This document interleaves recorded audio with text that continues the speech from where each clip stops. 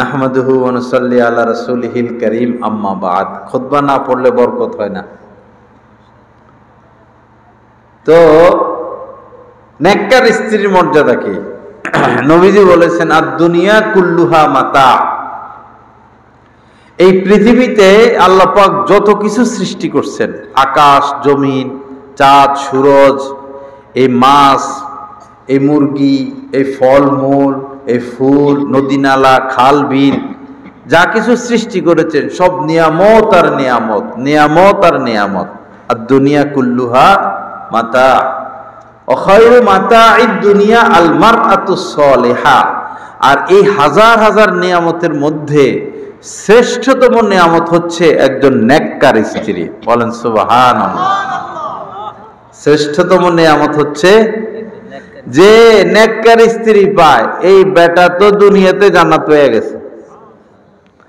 আর যার স্ত্রী হলো দাজ্জাল,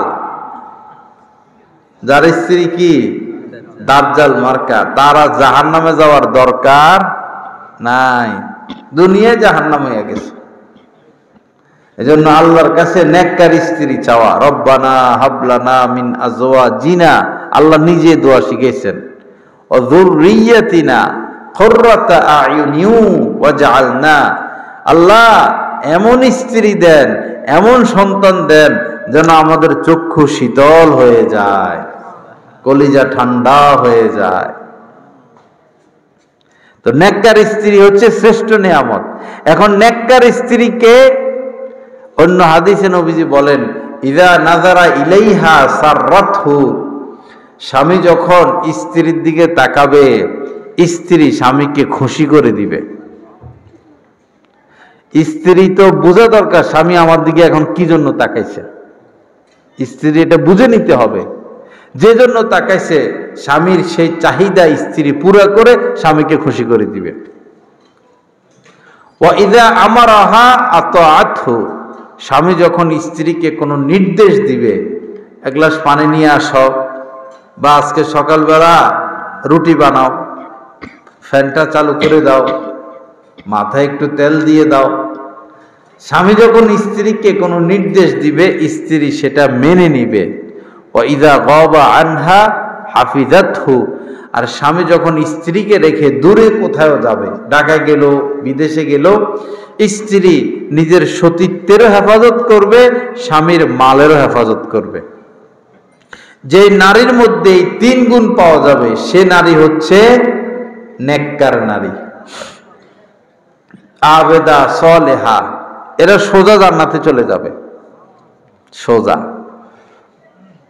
এখন নারীরা গরম হয়ে যেতে পারে যে স্বামীরা শুধু আমাদেরকে নির্দেশ দিবে আর আমরা শুধু নির্দেশ মানবো, শুধু তাদের সেবা করবো, তাদেরকে রাজি খুশি রাখবো, আর আমাদের কোনো কাম নাই।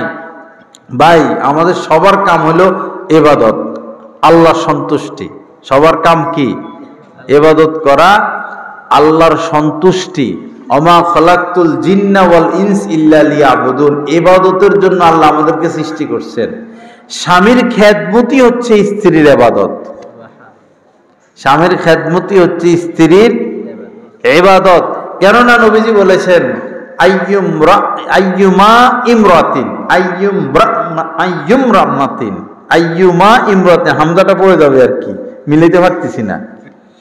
আইয়ু মামরাতিন, হ্যাঁ, আইয়ু মামরাতিন মাতাত, কোন স্ত্রী যদি এমত অবস্থায় মারা যায়, ওয়া যাওজুহা আনহা রাদিন, যে তার স্বামী তার উপর সন্তুষ্ট ছিল, নবীজি বলেন দাখালাতিল জান্নাত, কোনো কথা নাই, এই মহিলা এক দৌড়ে জান্নাতে ঢুকে যাবে, সোজা জান্নাতে।